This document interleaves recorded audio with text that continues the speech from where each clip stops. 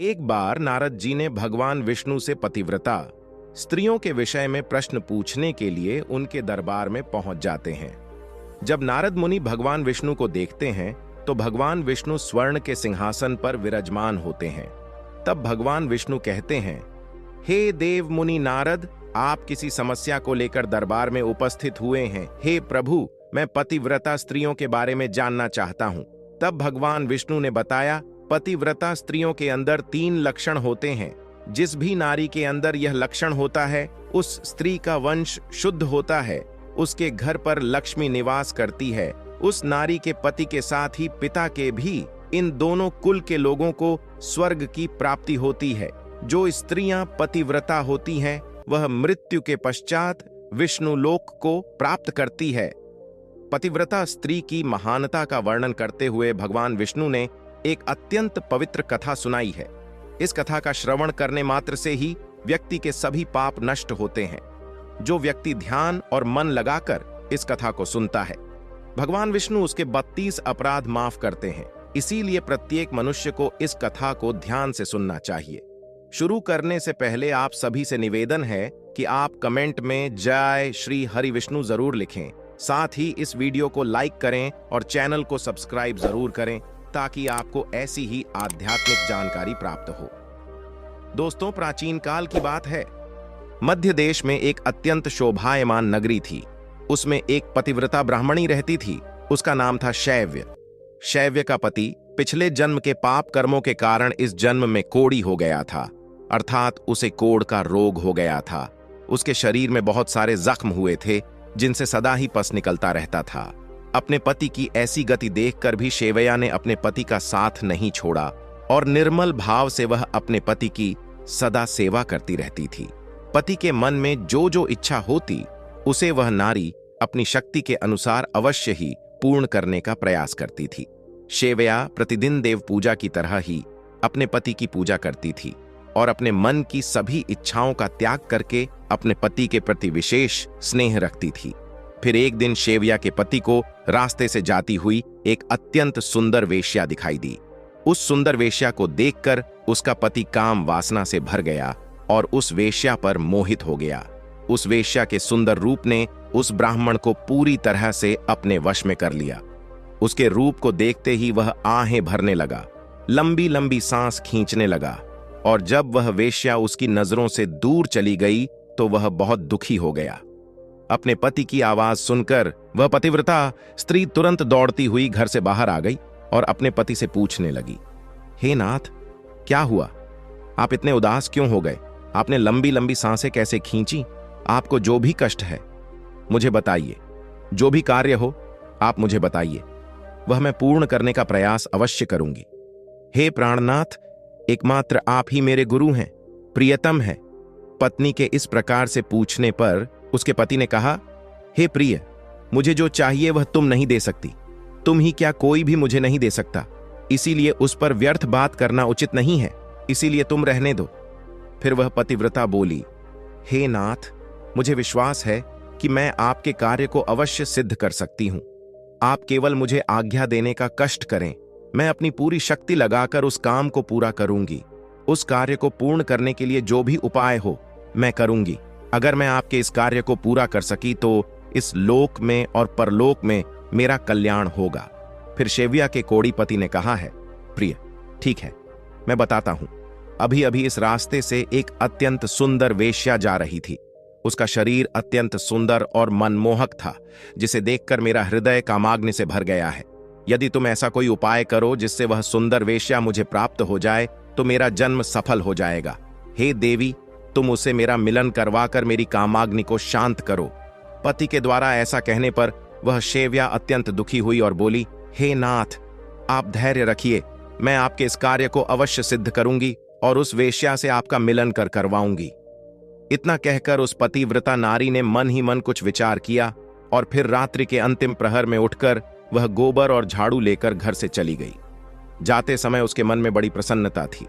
फिर वह उस वेश्या के घर पर पहुंच गई और उसने उस वेश्या के घर के आंगन में झाड़ू लगाया और गोबर से लीपकर उसका आंगन अत्यंत सुंदर बना दिया और लोगों की नजर पड़ने से पहले ही शीघ्रता से अपने घर को लौट कर आ गई। इस प्रकार से उस पतिव्रता स्त्री ने 3 दिनों तक उस वेश्या के घर के आंगन में झाड़ू लगाया और गोबर से लीपकर उसका आंगन स्वच्छ किया।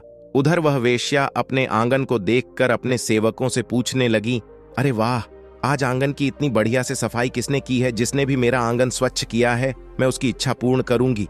फिर वेश्या के सेवकों ने कहा है, वेश्या, घर के आंगन की सफाई तो हमने नहीं की, हमारे जागने से पहले ही कोई इस आंगन की सफाई करके चला जाता है। सेवकों की बात सुनकर वेश्या को बड़ा आश्चर्य हुआ और वह सोचने लगी कि आखिर कौन आकर उसके घर के आंगन को साफ कर रहा है।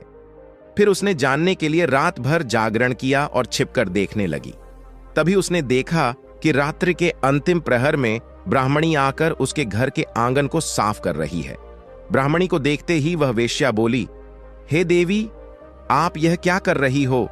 क्यों मुझ पापी स्त्री के घर का आंगन साफ कर रही हो? मुझे क्षमा करो, आप यह काम मत करो। इतना कहकर उस वेश्या ने उस ब्राह्मणी के पैर पकड़ लिए और कहा, हे पतिव्रता, आप क्यों मेरी आयु, यश, संपत्ति, कीर्ति का विनाश करने की चेष्टा कर रही हो? मैंने कौन सा अपराध किया है? हे साध्वी, आपको जो चाहिए वह मांगो, मैं बिना सोचे ही आपको दे दूंगी, किंतु आपको यह कार्य शोभा नहीं देता है। तब उस पतिव्रता ने उस वेश्या से कहा, हे सुंदरी, मुझे धन की लालसा नहीं है, किंतु तुम ही से मुझे कुछ काम है।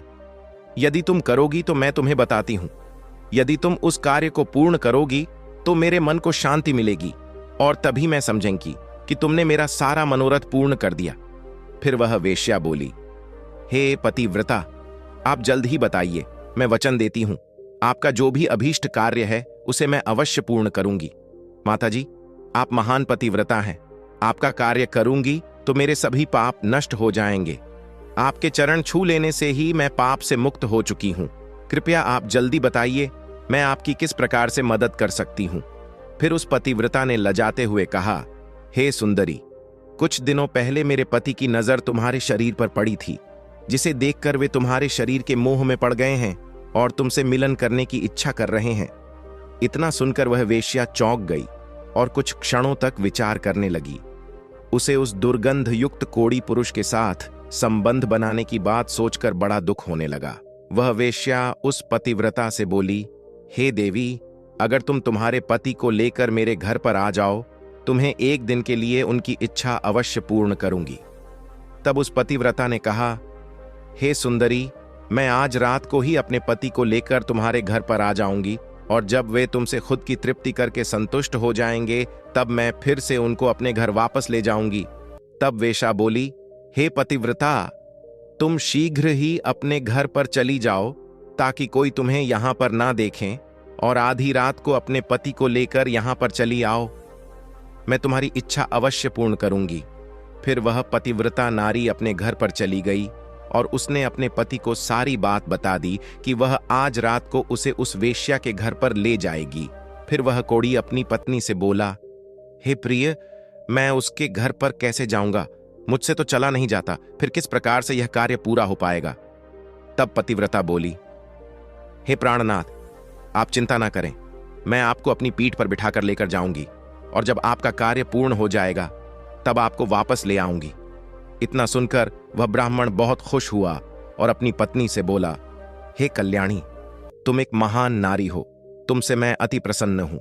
तुम्हारे कारण मेरा कार्य पूर्ण हो जाएगा। तुमने आज जो काम अपने पति के लिए किया है, ऐसा काम संसार की कोई नारी नहीं कर पाएगी। हे देवी, तुम धन्य हो। फिर रात हो गई और वह पतिव्रता ब्राह्मणी अपने पति को पीठ पर बिठाकर लेकर जाने लगी। रास्ते में एक जगह पर परम तेजस्वी मांडव आर्षि को गलती से चोर समझकर राजा ने सूल पर चढ़ाया हुआ था। वह शूल मांडव आर्षि के आर पार गया था, किंतु फिर भी वे जीवित थे और अपनी तपस्या में लीन हो गए थे। जब रात के अंधकार में वह पतिव्रता ब्राह्मणी मांडव आर्षि के नजदीक से गुजर रही थी तो गलती से उसके कोढ़ी पति का पैर मांडव आर्षि के शरीर को लग गया और उनकी तपस्या भंग हो गई। मांडव आर्षि अत्यंत क्रोधित हो गए और श्राप देने लगे, जिस पापी ने भी मेरी तपस्या भंग की है और मुझे वेदना दी है, वह पापी सूर्योदय होते ही भस्म हो जाएगा। आर्षि मांडवे के श्राप देते ही वह कोढ़ी जमीन पर गिर पड़ा। आर्षि मांडवे का शाप सुनते ही उस पतिव्रता को बहुत दुख हुआ और वह कहने लगी, आज से 3 दिनों तक सूर्य का उदय ही ना हो। इतना कहकर वह पतिव्रता अपने पति को लेकर घर चली गई और अपने पति को शैया पर लिटाकर उसके पास बैठ गई।